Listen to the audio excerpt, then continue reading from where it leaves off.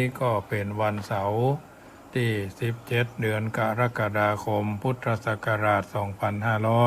2564เป็นวันเดือน10เหนือออกหรือขึ้น8ค่ำฟ้าตีแสงเศษ2เป็นวันที่เฮาท่านทั้งหลายก็คงจะได้ไปวัดไปวากันเป็นวันศีลวันพระวันศีลวันพระวาระหนึ่งเฮาก็ได้ปะกันเบื้องต้นนี้ก็จะได้นำปาญาติโยมกราบพระไหว้พระสมาทานศีล5แล้วก็โยขันแก้ว5โกฏหากอย่าสักหน่อยหนึ่งเป็นการน้อมนำเอาคุณพระพุทธพระธรรมพระสงฆ์เป็นสรณะเป็นที่พึ่งเนาะเป็นแบบเป้าของวัดจังกำตำบลมะกอกอำเภอป่าสังจังหวัดลำพูนเนอะตั้งอกตั้งใจกราบ1กราบ2กราบ3อรหังสัมมาสัมพุทโธภควาพุทธังภควันตังอภิวาเทมิกราบสวากขาโตภควตาธัมโม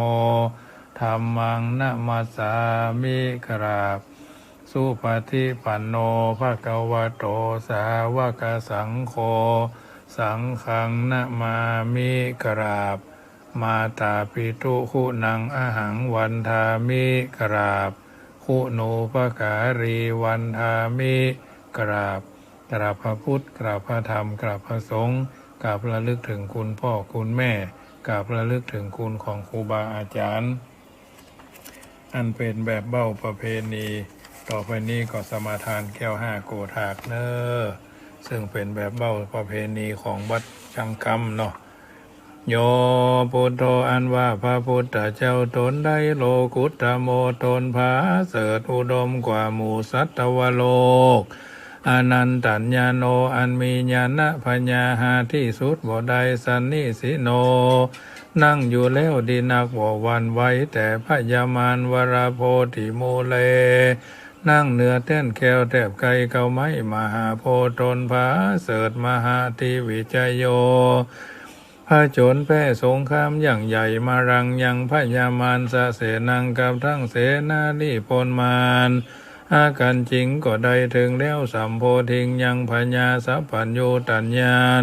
ถ้าลัดหูใหญ่อย่าทำตั้งมวลอาหังอันว่าคาปันนามามีก็โนบน้อมไว้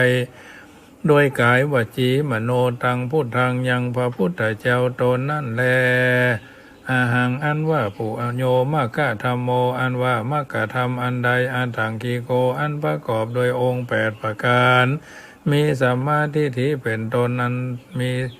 อริยปัฏโธอันเป็นหนทางอันนี้ไกลจากบาปอุจุกะมะโกอันเป็นหนทางเส้นซื่อบกดบ่เลี้ยว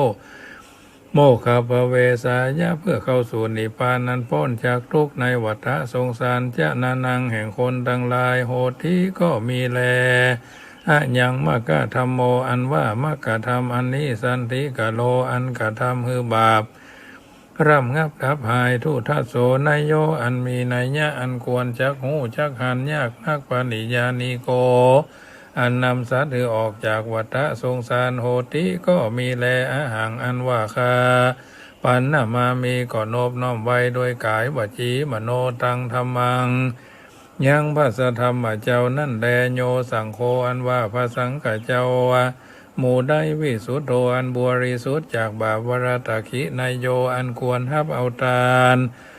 อันผาเสริฐแห่งคนและเทวดาตั้งหลายสันทินทัติโยอันมีอินทรีย์ตั้ง6ระงับดีนักสปะมระปะหิโนคุเนหิเนเกหิสมิธิปัตโต อันใดถึงแล้วยังความสำลิดทีบรมวรคุเนหิเนเกหิด้วยหมู่คนทั้งหลายอันว่าโคติก็มีแลอาหังอันว่าคาปันนามามีก็โนบน้อมไว้โดยกายวจีมโนตังสังฆังซึ่งพระสังฆเจ้านั่นแลอาหังอันว่าคานามามีก็โนบน้อมไว้พุทธังยังพระพุทธเจ้าทลัดหูใหญ่อย่าทำตังมวลคุณาสาขลันตังอันมีกุลปันดังน้ำมหาสมุทรอาหังอันว่าคานะมามีก็นบน้อมไว้ธรรมังยังพระสธรรมเจ้ามุนีราชเทสิตังอันพระพุทธเจ้าหากเทศนาอาหังอันว่าคานะมามีก็นบน้อมไว้สังฆังยังพระสังฆเจ้ามุนีราชสาวกัง อันเป็นลูกศิษย์ฟังคำสอนแห่งพระพุทธเจ้าอาหังอันว่าคานามามิขอนบน้อมไว้กรรมฐานาตายกาจะนิยังครูบาอาจารย์เจ้าอันเป็นกรรมฐานาตายกานิปานามกุเทสกังอันสำแดงของแห่งนิพพานพุทธปูจาอันว่าขีญาใดปูจายังพระพุทธเจ้ามหาเตชะมหาเตจามีเตจาอนุภาวะอันมากธรรมะปูจาอันว่าขีญาใดปูจายังพระสธรรมเจ้ามหาปัญญามีปัญญาอันมากสังฆปูจาอันว่าขีญาใดปูจายังพระสังฆเจ้ามหาโภคามีโภคาสัมปติเขาของอันมากโหติก็มีแลมะยังอันว่าผู้คาทั้งหลายรับพระมหาเสขอจุงจะใดทัศนันจะยังอาขีญาอันหันเมตตายะพุทธะยังพระพุทธเจ้าเมตตายะอันจักมาเป็นพระพุทธเจ้าภายนาพุทโธอันว่าพระพุทธเจ้าเมตตายะเทวปูชิโตตนชื่อเมตตายะอันคนและเทวดาทั้งหลายหากปูจาอนุพัชชโตบ่เกิดมาเตื้อญาว่าตับใดมะยังอันว่าผู้คาทั้งหลายสังสารันโตปิแม่นต้วนเดียวไปมาคือตายแล้วเกิดเอากำเนิดหลายทีสังสาเลในวัฏสงสารมกะมามหาเสขอจุงจะได้ถึงคือว่าขออย่าได้เกิดอบายเยในอบายทุกขติคือนรกเป็นเปรตเป็นสัตว์เดรัจฉานดาวะตับใดอิมินาทูปะบุภาราจากาละวะโดยกรรมอันใดปูจากาละวะโดยทูปโดยเทียนเขาตอกดอกไม้อันนี้เธอนิปานาปัจจโยจุงเป็นปัจจัยกัมจูได้นิปานโหตุจงมีโนแก่ผู้คาทั้งหลายนี้จังเที่ยงแท้แด่เธอนะโมตัสสะภะคะวะโตอะระหะโตสัมมาสัมพุทธัสสะขอนอบน้อมแด่องค์สมเด็จพระสัมมาสัมพุทธเจ้าพระองค์นั้นผู้เป็นพระอรหันต์ตรัสรู้ชอบได้โดยพระองค์เองนะโมตัสสะภะคะวะโตอะระหะโตสัมมาสัมพุทธัสสะขอนอบน้อมแด่องค์สมเด็จพระสัมมาสัมพุทธเจ้าพระองค์นั้นผู้เป็นพระอรหันต์ตรัสรู้ชอบได้โดยพระองค์เองนะโมตัสสะภะคะวะโตอะระหะโตสัมมาสัมพุทธัสสะขอนอบน้อมแด่องค์สมเด็จพระสัมมาสัมพุทธเจ้าพระองค์นั้นผู้เป็นพระอรหันต์ตรัสรู้ชอบได้โดยพระองค์เองพุทธังสรณังคัจฉามิข้าพระเจ้าขอถึงซึ่งพระพุทธเจ้าว่าเป็นที่เพิ่งธัมมังสรณังคัจฉามิข้าพเจ้าขอถึงซึ่งพระธรรมว่าเป็นที่เพิ่งสังฆังสรณังคัจฉามิข้าพเจ้าขอถึงซึ่งพระสงฆ์ว่าเป็นที่เพิ่งตุติยัมปิพุทธังสรณังคัจฉามิแม้ครั้งที่สองข้าพเจ้าขอถึงซึ่งพระพุทธเจ้าว่าเป็นที่เพิ่งตุติยัมปิธัมมังสรณังคัจฉามิแม้ครั้งที่สองข้าพเจ้าขอถึงซึ่งพระธรรมว่าเป็นที่เพิ่งตุติยัมปิสังฆังสรณังคัจฉามิแม้ครั้งที่สองข้าพเจ้าขอถึงซึ่งพระสงฆ์ว่าเป็นที่เพิ่งตติยัมปิพุทธังสรณังคัจฉามิแม้ครั้งที่สามข้าพเจ้าขอถึงซึ่งพระพุทธเจ้าว่าเป็นที่เพิ่งตติยัมปิธัมมังสรณังคัจฉามิแม้ครั้งที่สามข้าพเจ้าขอถึงซึ่งพระธรรมว่าเป็นที่เพิ่งตติยัมปิสังฆังสรณังคัจฉามิแม้ครั้งที่สามข้าพเจ้าขอถึงซึ่งพระสงฆ์ว่าเป็นที่เพิ่งปานาติปาตาเวระมณีสิกขาปตังสมาธิยามิแม้ข้าพเจ้าขอสมาทานเอาซึ่งสิกขาบทข้อที่หนึ่งคือละเว้นจากการฆ่าสัตว์และมนุษย์อตินนาตานาเวระมณีสิกขาปตังสมาธิยามิข้าพเจ้าขอสมาทานเอาซึ่งสิกขาบทข้อที่สองคือละเว้นจากการฆ่าสัตว์ลักทรัพย์ถือเอาสิ่งของที่เจ้าของบ่ได้อนุญาตกาเมสุมิจฉาจาราเวระมณีสิกขาปตังสมาธิยามิข้าพเจ้าขอสมาทานเอาซึ่งสิกขาบทข้อที่สามคือละเว้นจากการ ประพฤติผิดในกามคือความใคร่ได้ใคร่มีคู่ผัวตัวเมียของท่านผู้อื่นอันเป็นที่ตั้งแห่งความประมาทพลั้งเผลอพลั้งพลาดขาดสติความบ่รู้สึกตัวมุสาวาตาเวระมณีสิกขาปตังสมาธิยามิข้าพเจ้าขอสมาทานเอาซึ่งสิกขาบทข้อที่สี่คือละเว้นจากการพูดปดพูดส่อเสียดพูดคำหยาบพูดเพ้อเจ้ออันหาสาระประโยชน์บ่ได้สุราเมระยะมัจจะพะมาทฐานาเวระมณีสิกขาปตังสมาธิยามิข้าพเจ้าขอสมาทานเอาซึ่งสิกขาบทข้อที่ห้าคือละเว้นจากการดื่มเสพจำหน่ายจ่ายแจกเป็นธุระจัดหายามายาบ้ายายาไออันเป็นที่ตั้งแห่งความประมาทพลั้งเผลอพลั้งพลาดขาดสติความบ่รู้สึกตัวลดละเลิกได้ชีวิตก็เป็นสุขสบายเที่ยงเต้ายอดรอดอายุ120 วาษาเป็นที่เพิ่งสิกขาบทถึง5 ข้อ 5 ประการหมู่นี้ข้าพเจ้าจะรักษาไว้บ่ฮื้อขาดบ่ฮื้อทำลายบ่ฮื้อด่างพร้อยสิกขาบทถึง5 ข้อ 5 ประการเหล่านี้ข้าพเจ้าจะตั้งใจรักษาไว้บ่ฮื้อขาดบ่ฮื้อทำลายบ่ฮื้อด่างพร้อยสิกขาบทถึง5 ข้อ 5 ประการเหล่านี้ข้าพเจ้าจะรักษาไว้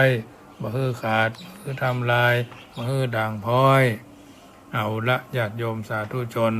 ได้มีการโยขันแก้ว5 โกฏากไหว้พระโยขันแก้ว5 โกฏากสมาทานศีล 5ต่อไปก็จะได้ธรรมบรรยายเรื่องความไม่ประมาทความบ่ประมาทเป็นทางอมตะความประมาทเป็นทางแห่งความตายความบ่ประมาทบ่มีวันตายผู้ประมาทถึงมีชีวิตอยู่ก็เหมือนตายแล้วเมื่อสาธุชนเข้าใจเรื่องของชีวิตเป็นเรื่องที่น่าพิจารณาทำความเข้าใจโดยเฉพาะเรื่องของชีวิตแต่ละคนนั้นผู้ใดเป็นเจ้าของชีวิตผู้นั้นก็ควรจะคิดว่าชีวิตคืออะไรชีวิตอยู่ได้อย่างไรทำอย่างไรชีวิตของเราจึงจะมีความสุขเรื่องเหล่านี้เป็นเรื่องที่น่านำมาพิจารณาชีวิตแปลว่าความเป็นอยู่คือช่วงระยะตั้งแต่วันเกิดจนกระทั่งถึงวันตายถือว่าชีวิตมีความเป็นอยู่ชีวิตความเป็นอยู่นั่นเป็นอยู่อย่างใดชีวิตนี้เป็นอยู่ชนิดที่เปลี่ยนแปลงอยู่ตลอดเวลาจะมีเรื่องราวต่างๆที่เกิดขึ้นตั้งอยู่แปรปรวนในท่ามกลางและหมดเสี่ยงไปในที่สุดบ่มีที่สิ้นสุดและเรื่องต่างๆเหล่านั้นจะประยุทธ์อยู่ในที่เดิมทางศาสนาเรียกว่าลักษณะนี้ว่าอนิจจังคือว่าความบ่เที่ยงความเปลี่ยนแปลงความบ่แน่นอนเปรียบเหมือนก้อนน้ำแข็งจะก้อนใหญ่หรือก้อนน้อยก็ตามก้อนน้ำแข็งนั่นจักละลายอยู่ตลอดเวลามันจักละลายทีละเล็กทีละน้อยและในที่สุดมันก็ละลายไปหมดแต่ถึงเช่นนั้นตามหลักคำสอนในทางพระพุทธศาสนาถือเอาสาระประโยชน์ของชีวิตแม้ว่าจะล่วงไปผ่านไปละลายไปเช่นเดียวกับก้อนน้ำแข็งแต่ถ้าหู้จักใช้ชีวิตนั้นจะมีประโยชน์การที่เราจะทำชีวิตให้มีค่ามีประโยชน์นั่นก็คือใช้ชีวิตนั้นจะมีประโยชน์การที่เราจะทำชีวิตให้มีค่ามีประโยชน์นั่นคือการทำหน้าที่ของตนปฏิบัติหน้าที่ของตนโดยที่บ่ปล่อยให้วันเวลาผ่านไปโดยบ่ได้ทำหยังชีวิตนี้ประกอบด้วยร่างกายและจิตใจและเมื่อชีวิตร่างกายอยู่ร่วมกันแปลว่าชีวิตด้านการดำเนินชีวิตของร่างกายต้องใช้อวัยวะร่างกายให้เป็นไปในทางที่ถูกต้องมีศีลธรรมดีงามส่วนในด้านจิตใจก็คือด้านของความคิดการที่เราเพิ่มความรู้ความฉลาดแก่จิตใจของเราหรือจิตใจของเราขวนขวายแสวงหาสิ่งที่ดีมีประโยชน์เช่นสนใจในเรื่องวิชาความรู้เมื่อเราเป็นละอ่อนเราตั้งใจเรียนก็จะทำให้เรามีความรู้เพิ่มขึ้น ส่อแสดงว่าความรู้นั้นเองความรู้นั่นเองจักเป็นสาระของชีวิตอวัยวะส่วนต่างๆของคนเฮานั้นจักประกอบด้วยส่วนที่ละเอียดและส่วนที่หยาบเอาห้องกันว่ากายกับวาจา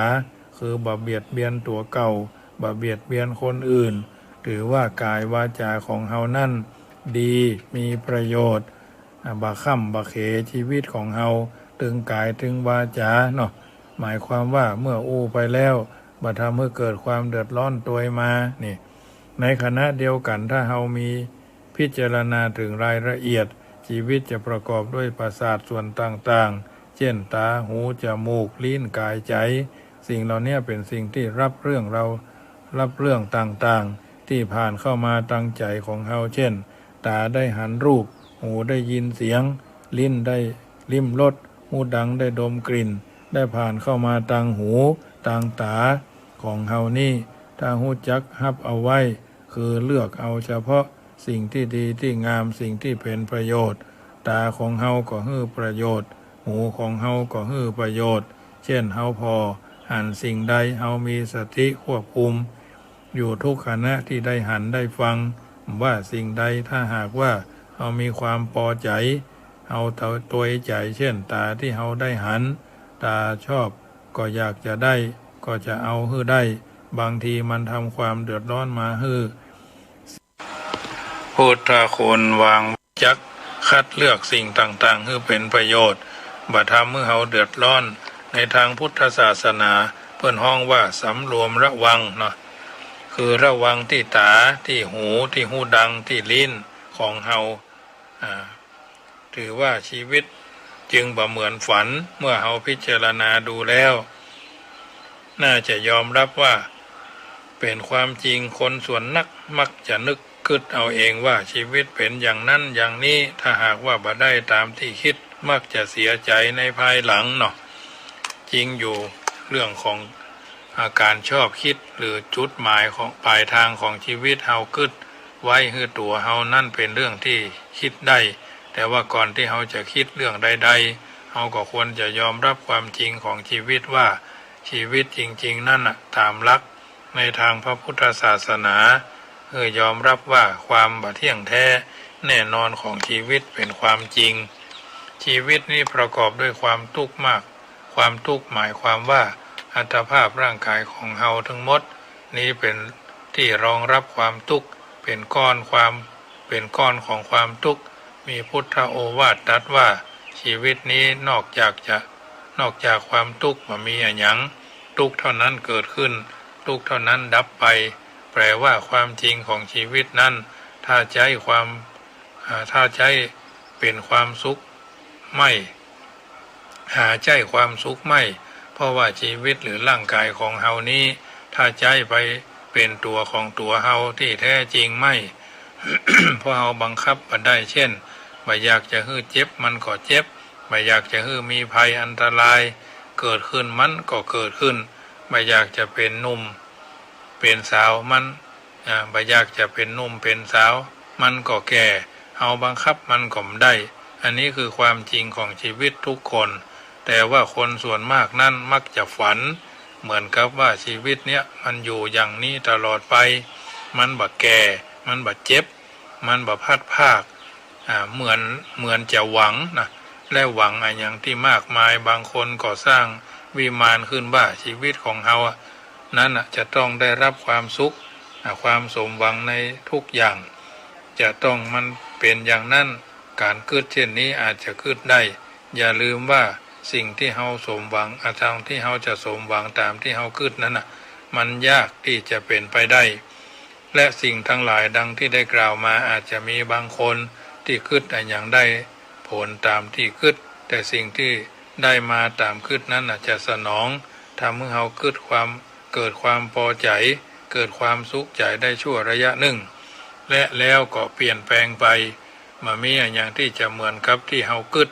ความจริงของชีวิตกับเรื่องที่เฮาคิดนั้นมันคนละอย่างความจริงของชีวิตต้องเป็นความจริงแต่เรื่องที่เฮาหวังเรื่องที่เฮาคิดนั้นอาจจะบ่เหมือนกับที่เฮาคิดทุกอย่างไปด้วยตัวอย่างที่หันได้ง่ายๆเช่น ชายหนุ่มกับหญิงสาวซึ่งเต็มไปด้วยความฮักความหวังความปรารถนาดีของชีวิตอย่างเป็นสุขตกลงปลงใจว่าจะร่วมสุขร่วมทุกข์กันได้สร้างความหวังไว้แต่แล้วความจริงของชีวิตที่จะสมปรารถนาดำเนินชีวิตได้ราบเรียบตลอดนั้นหาได้ยากจะต้องมีอุปสรรคปัญหามีสิ่งคัดข้องหลายๆอย่างที่บ่เป็นไปตามที่คิดเพราะฉะนั้นจึงกล่าวว่าชีวิตจริงไม่เหมือนฝันความฝันไม่เป็นความจริงของชีวิตชีวิตของคนเฮาและสิ่งทั้งหลายนั้นขึ้นอยู่กับเวลาที่เฮาไปในแต่ที่ผ่านไปในแต่ละนาทีชั่วโมงวันเดือนปีนั้นมีความเกี่ยวข้องกับชีวิตของเฮาอยู่ตลอดจึงต้องนำมาพิจารณาว่าเวลาที่ล่วงผ่านไปนั้นเฮาได้ทำอันหยังเฮาได้สร้างสาธารณประโยชน์อันหยังจากเวลาและถ้าหากเฮามองบ่หันจะเท่ากับว่าร่างกายชีวิตของเฮาเนี่ยหมดไปเปล่าๆไร้บ่ได้สาระบ่ได้ประโยชน์จึงต้องพิจารณาเตือนตนอยู่เสมอการที่เฮาพิจารณาตัวเตือนตนเกี่ยวกับเรื่องของเวลานั้นที่จะได้ใช้ชีวิตให้คุ้มค่าชีวิตของร่างกายของเฮาเหมือนกับของที่ยืมเขามาใช้ของที่เฮายืมเขามาจะต้องส่งคืนและส่งคืนให้ทันตามกำหนดตามที่ได้สัญญากับเจ้าของไว้ฉันใดก็ดีเรื่องของร่างกายเฮามีสัญญาคืออายุของเฮานี้มักจะกำหนดอย่างมากบ่เกิน100 ปีเลยไปน้อยก็มีพ่องเมื่อเฮาฮู้ว่ามันจะต้องใช้เวลาหรือใช้ชีวิตของเฮาด้วยเวลาเพียงเท่านี้เฮาจะต้องส่งคืนเขาต้องรีบใช้หรือรีบทำประโยชน์ถ้าพิจารณาดูความจริงคนที่ถึงแก่ความตายนั่นละอ่อนก็มีสาวหนุ่มก็มีคนใหญ่ก็มีคนแก่ก็มีเพราะฉะนั้นชีวิตของเฮาแขวนอยู่กับความตายคอยอยู่ทุกระยะเวลาถ้าพิจารณาถึงเหตุการณ์ฟังข่าวจะหันว่าวันหนึ่งตายกันนักแต่ยิ่งปัจจุบันวันเนี้ยโรคโควิดเนาะมาเลเซียก็บ่เอาแล้วหมอแพทย์หนีหมดนะอื่นๆแถมบ้านเฮาละพูนเชียงใหม่กรุงเทพเนาะตายลงเหมือนใบไม้ร่วงเนาะ อันเนี้ยลักษณะที่เฮาหันอยู่พุทธเจ้าสอนว่าอย่าประมาทคืออย่าประมาทต่อชีวิตอย่าประมาทต่อวันเวลาโดยที่บ่เกิดความรู้สึกสำนึกอย่างสักอย่างกินนอนสวนเสเฮฮาและบ่ทำความเสียหายให้โทษเข้าบาร์เข้าบ่อนกินเหล้าเมาสุราเสพยามาขี่รถแหวขึ้นแหวล่องเมื่อนี้เพิ่นก็จะกำจัด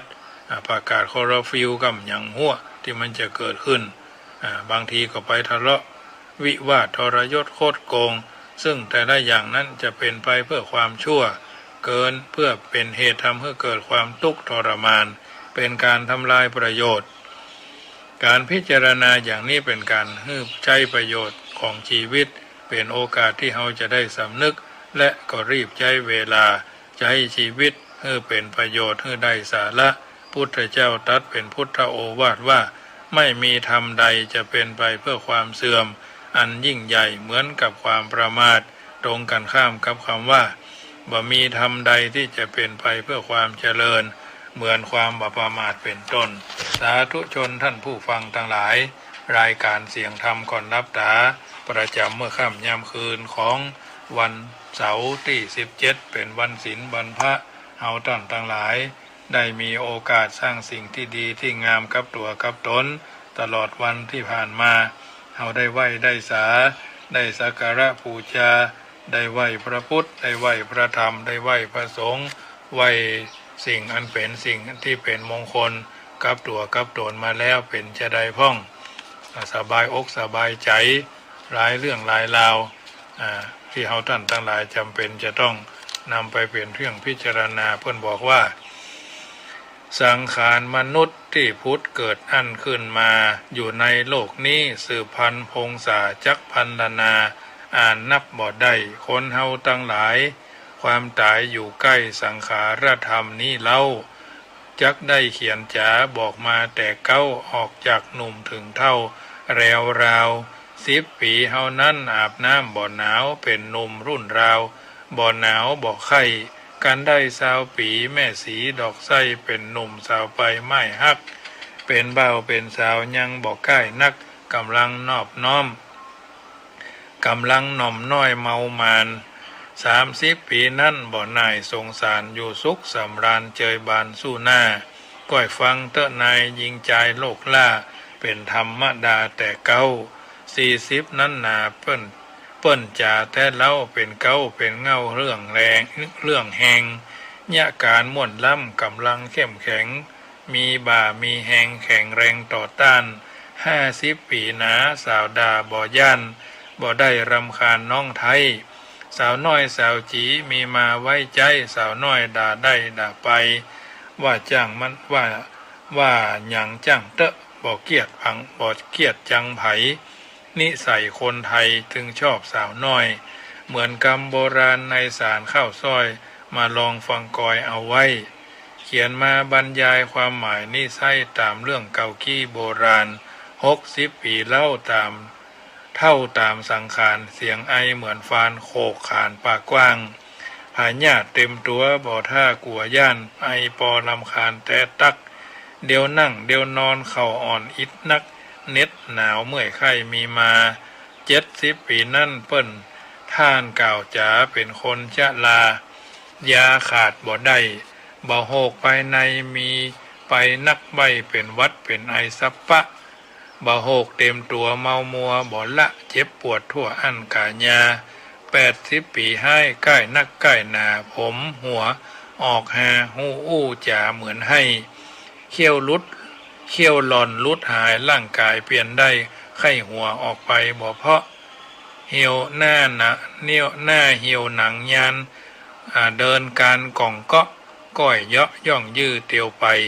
สังขารมนุษย์จักสุดวิสัย90 ปีไปตายไหนก็ได้ยามนั่งยามนอนเตียวจอนเมื่อยไข้ความตายมาใจบ่เว้นตึงหญิงตึงใจบ่ได้ละเว้นรวมถึงเด็กเส้นก็เอามัจจุราชนั่นมาเก็บไปเผาสังขารคนเฮารวมสัตว์โลกใต้จ้างม้างัวควายก็อยู่บ่ได้รวมสัตว์ใดๆโลกนี้อยู่ไปตามกรรมฟังกรรมกล่าวจี้ในบทข้าวนี่เนินนายคนเฮามนุษย์เกิดแก่เจ็บตายตึงยิงตึงใจ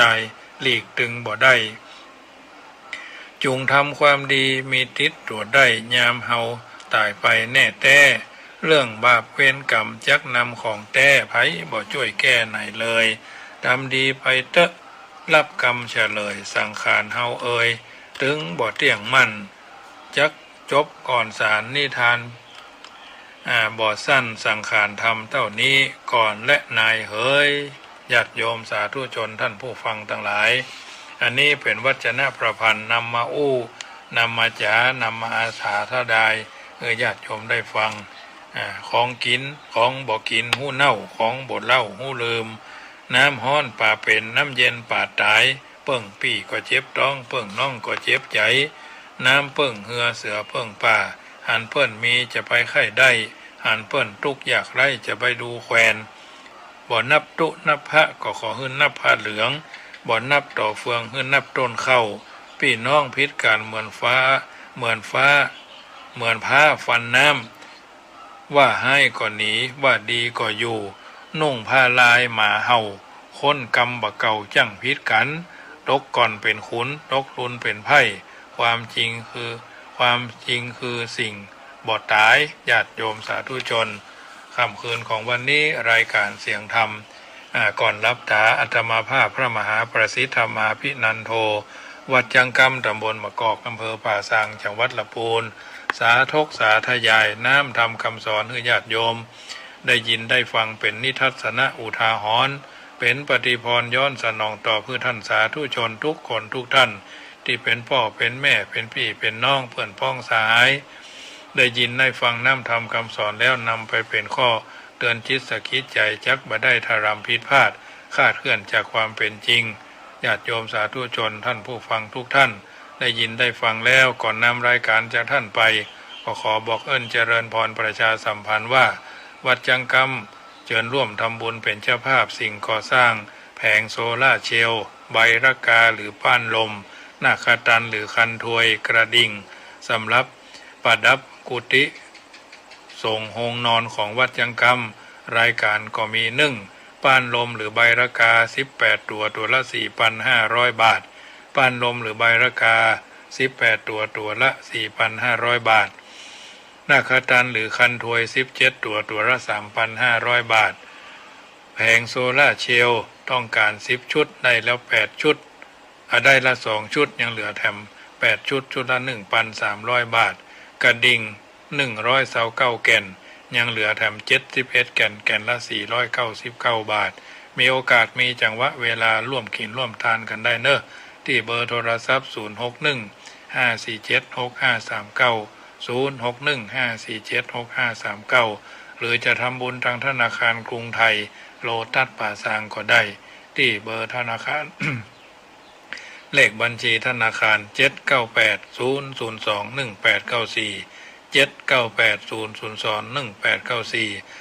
ธนาคารกองทุนเข้าก้นบาทเพื่อชาวประชาของวัดจังกำกองทุนเข้าก้นบาทเพื่อชาวประชาของวัดจังกำท้ายที่สุดนี้ปั่นปอนเนอร์สัพปีติโยวิวัชชันตุสัพพโรโควินัสสตุมาเตภวัตวันตรายโยสุขีทีกายุโกสลีสวัสดีวันนี้เป็นวันศีลเป็นวันพระอัตมาภาพขอราธนาเอาคุณพ่อคุณแม่คุณพระพุทธเจ้าคุณพระธรรมเจ้าคุณพระสังฆเจ้าคุณครูบาอาจารย์คุณทานคุณศีลคุณภาวนารายการเสียงธรรมก่อนรับตาทุกคืนและต่อไปภายหน้าจงเป็นตบะเดชะเป็นภรวะปัจจัยเป็นอุปนิสัยนำส่งคุ้มครองปกป้องญาติโยมสาธุชนโยมพ่อโยมแม่โยมพี่โยมป้าโยมอาวโยมอาอยู่เย็นเป็นสุขอายุมั่นขวัญยืนทุกคนทุกท่านจุใหญ่น้อยใจยิ่งรัตนัตยานุภาเวนะรัตนัตยเตชะสาพุทโธบังซ้ายธัมโมบังขวาสังโฆบังกายาอะระหังบังเกสาอะระหังพุทโธ